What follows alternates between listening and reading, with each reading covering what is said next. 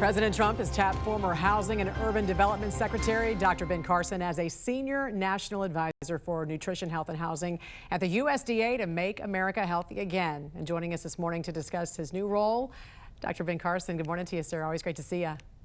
Good morning, Jen. Good to be with you. You know, as a retired neurosurgeon, your insight and expertise is so crucial here. Tell us about the Make America Healthy Again agenda and how you're going to be leading that commission. Well, the reason that it's so important is if we look at what's going on in our country, we have massive increase in unhealthy conditions, obesity, psychiatric things. You know, you look at the explosion, for instance, in autism spectrum disorder. It has gone from 1 to 4 in 10,000 to 1 in 36 or 1 in 31, depending on which study you look at. That's a massive increase. That's not a coincidence.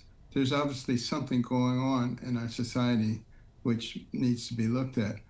We also look at the fact that our life expectancy is going in the wrong direction, whereas many other industrialized nations, it continues to increase.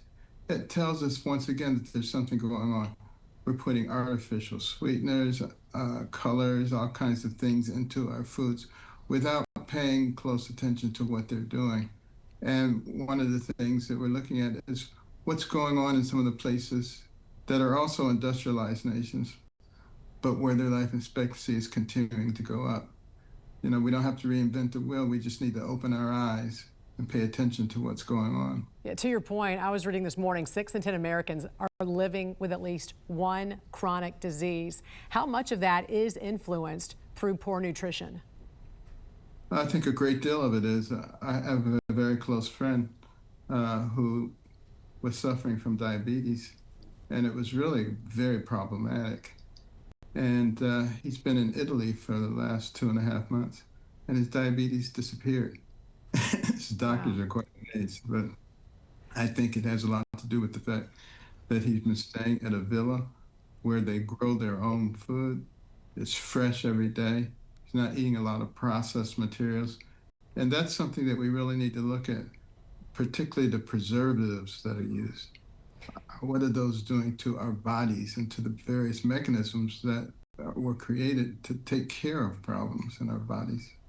And to your point, the Department of Agriculture wants to also bar anyone who receives government help for food from using their benefits to buy junk food. So how are you going to influence Americans to show them what a healthy diet looks like? Well, I think a lot of it is information. If you keep the information away from the people, they're not going to benefit. And I think we need to start thinking about how do we label foods, not to make things mandatory, but so that people are informed.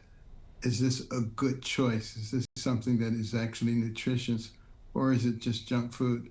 Right now, we really don't have a good mechanism to communicate that, and we want that to be something that people can find quite easily. Well, we know the department is going to be updating the dietary guidelines for Americans this year. What are some recommendations that we could see in those dietary guidelines?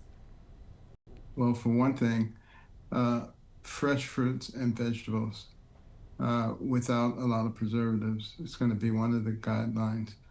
Also, people don't recognize the importance of hydration in the whole nutrition process. Most people don't drink a lot of water. They drink a lot of coffee and sodas. Those things actually require work on behalf of your body in order to expel some of the ingredients that they're bringing into your body. So if you look at the blue zones, these are places where you have a large number of people who live to be 100 years old. There's like 6 or 7 of them in the world. Look at what the lifestyles of those people are. They have a lot in common.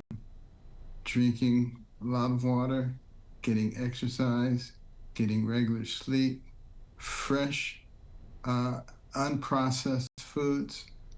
Those seem to be the real commonalities in those areas, and those are the things we need to get back to. We have the ability to do this. We have the technology to do it. We know we have the knowledge. We just need to have the will to do it. Dr. Ben Carson, always a pleasure to talk to you, sir, and get your expertise on this. Thanks for joining us. Have a great day. Thank you.